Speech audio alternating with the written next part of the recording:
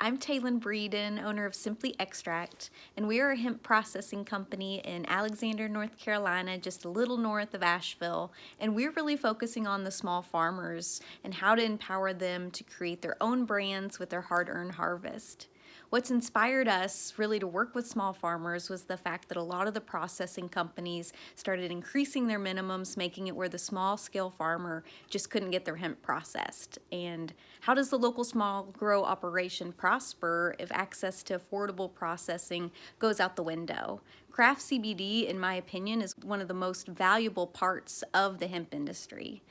And if small farmers can't survive, it's just a matter of time before we all go out, besides the large corporations. So I'm here to walk you through the process of processing, because it can be scary to trust anyone with your hemp after you've spent so much time growing it, working it, drying it, and know how invaluable it is to you. So I understand the fear in that. Of the many ways to extract hemp flower, we have chosen cryotemp ethanol. And what exactly does that mean? That means we run negative 70-degree ethanol over the hemp to pull the cannabinoids off the plant. Then what comes out on the other side is a fully winterized crude oil. We also decarboxylate, which some people just call decarbing the oil as part of our service, which basically just means we're heating up the oil to activate the cannabinoids. We feel that using ethanol stays true to the traditional method of extracting plant medicine through alcohol. In alchemy, the solvent is called menstruum, and the alcohol is one of the traditional tools for using extracts.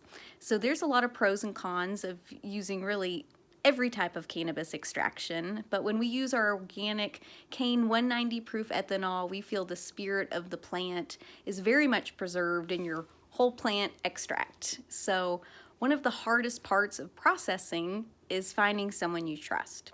So I suggest asking any processor a lot of questions before dropping off your product. Some of the questions you should ask to protect yourself and know to expect is, do you have contracts ensuring yield and a time frame on which the hemp will be finished? I think we have all heard the horror story of someone's hemp sitting at the processor's lab until it went bad or not getting the yield they expected. If a processor has a contract letting you know about what yield to expect, and they will compensate if that isn't the yield, and that you will get your hemp processed in a timely manner, you're more than likely able to trust this person. So more on yield. Yield, or the amount of extract you get, varies vastly depending on several different factors. The percentage of your CBD, the strain, like you saw in the presentation, lots of strains are causing a variety of yields on the flower matter as well as the extract. If the hemp was grown indoor or outdoor, all of that plays a role on how much you get back. But most extractors, seasoned extractors, have a pretty good idea on how much they will get back based on knowing what you have. And if they have absolutely no idea, they probably aren't sure what they're doing. Another great question is, will my hemp be third-party lab tested? If a lab is not concerned with quality control of their products, they're most likely not too concerned about other processes, like cleaning equipment, SOPs, consistency. Nothing will ever leave Simply Extract's lab without a test on it. So why should you process your hemp? Most farmers extract their hemp for one of three reasons. They've grown more flower than they can sell, and they want their product to be shelf steady, which differentiates between 2 years shelf life on CBD extract compared to 7 to 8 months for the flower before it starts to degrade in CBD. This is from what farmers have told me. And then a lot of farmers just want to make their product into something, so they'll get the extract to make their own products. Most farmers that bring us their hemp, the quality of their hemp wasn't what they had hoped for. We work with a lot of first-time growers that are still learning, and I'm also always still learning, and we don't judge farmers trying to figure out this crop, especially at their first go at it.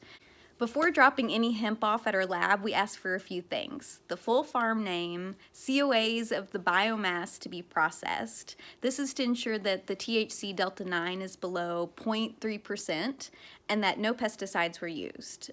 We asked for the approximate weight of biomass as well as a copy of the hemp processing letter or license, just so we know that you're licensed with the state. We also asked that biomass is bucked and ground before you drop it off. If you bring us tight little buds, you're not going to get near the yield of CBD back than if you're to break that open a little bit and allow the alcohol to get through. So what are you going to do with all this extract? I think that's the question a lot of farmers are asking me and asking themselves because the market has dropped so significantly.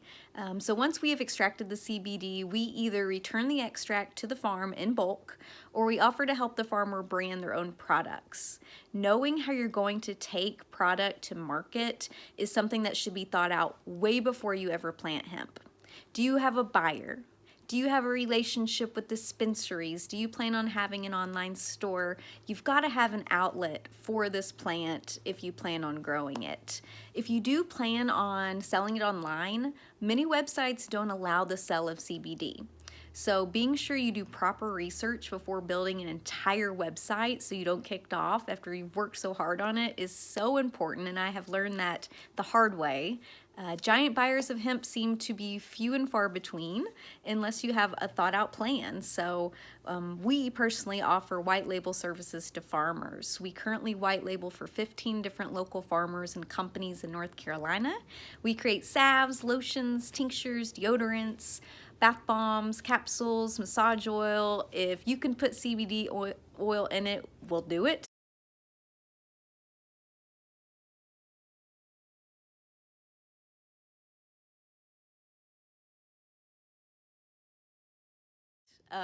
We even are now offering product photos and label design. So if you're not good at branding, if you're not good at this stuff, we are more than happy to assist in that.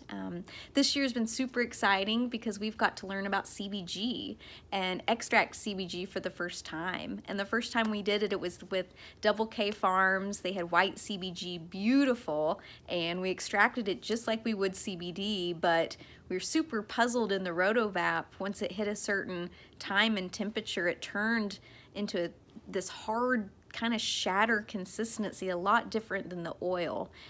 So we're excited about getting this cannabinoid to the market and helping to continue researching this. And as North Carolina continues to grow hemp under the pilot program, we must continue as farmers and processors to pay attention to the legislator in Raleigh.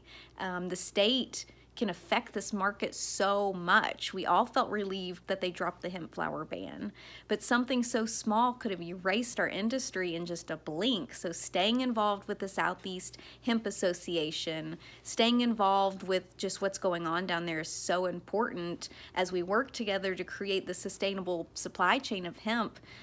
We've got to hold high standards for ourselves, but also just staying plugged in, I feel like, is very important. We're here for the small farmers. We'd love to work with you.